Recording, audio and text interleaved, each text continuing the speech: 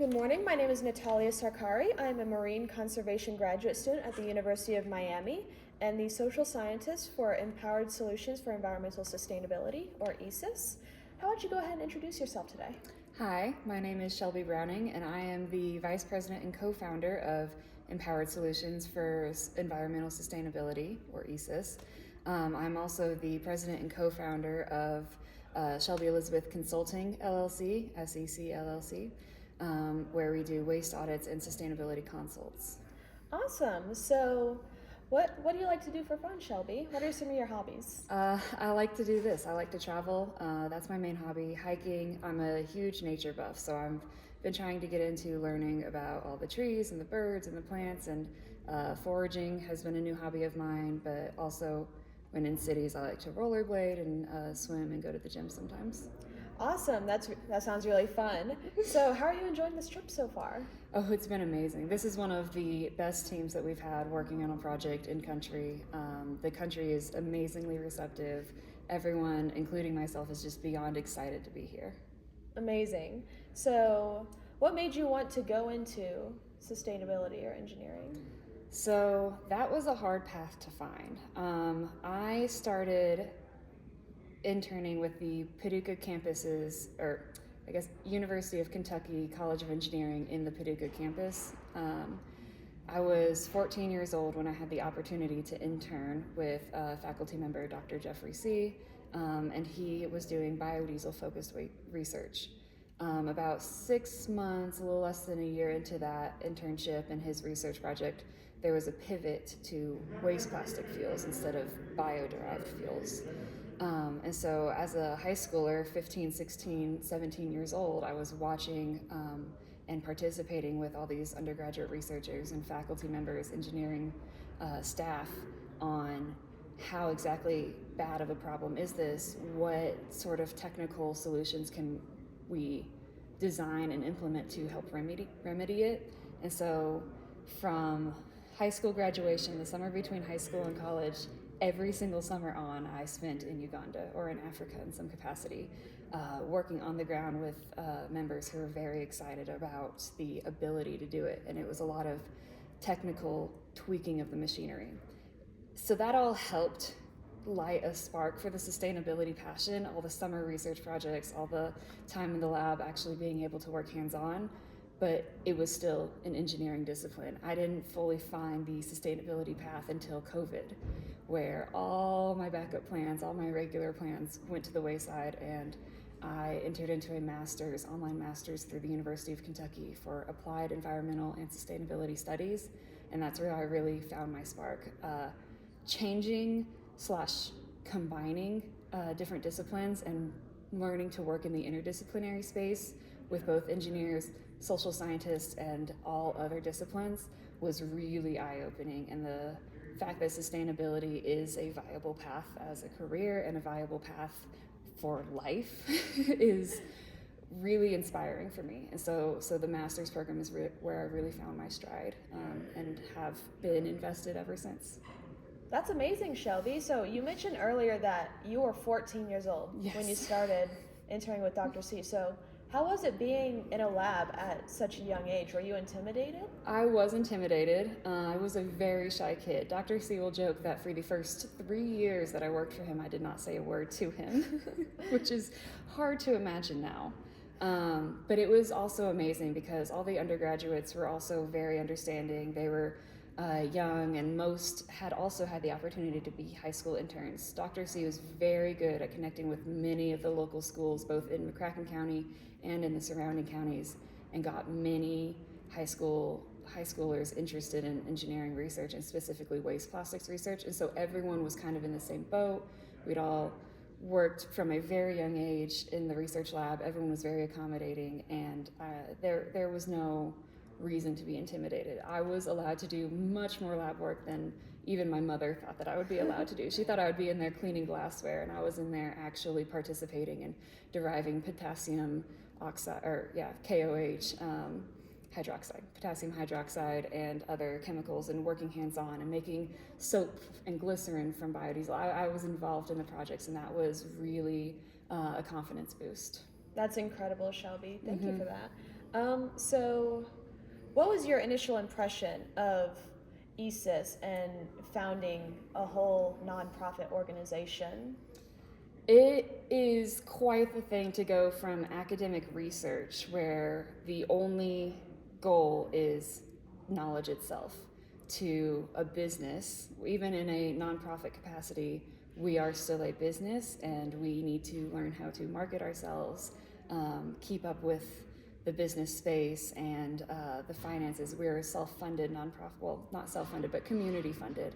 We don't tend to get many big grants and fellowships, and all of our money comes from people who honestly care about our cause, and that's really inspiring. But it has been a big shift from here's all the academic money you could ever want to do your research to we are working for every penny and dime, and we are saving, and we are very conscious about every decision that we make now.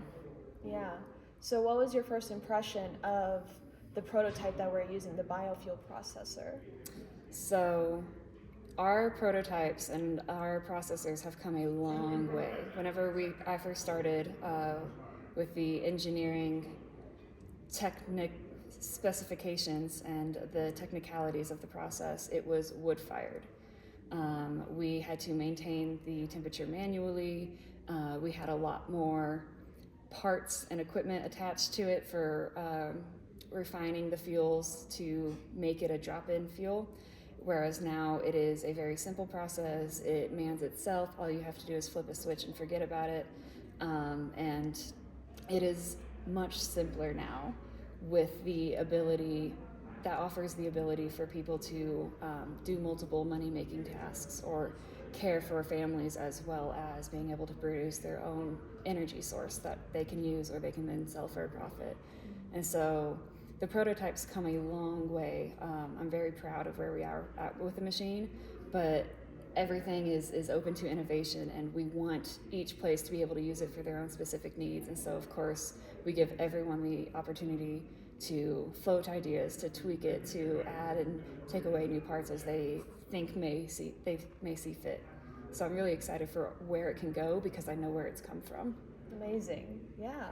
So how has working with Dr. C and being a part of ESES, how has that informed or changed your outlook on the plastic waste issues in the world, especially in developing countries like Zimbabwe?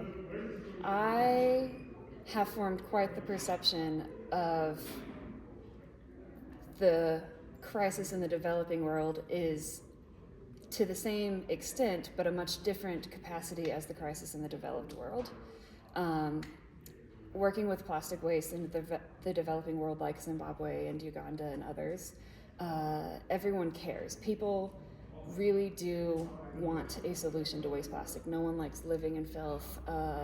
Everyone knows that it's wasted resources that could be used for something better.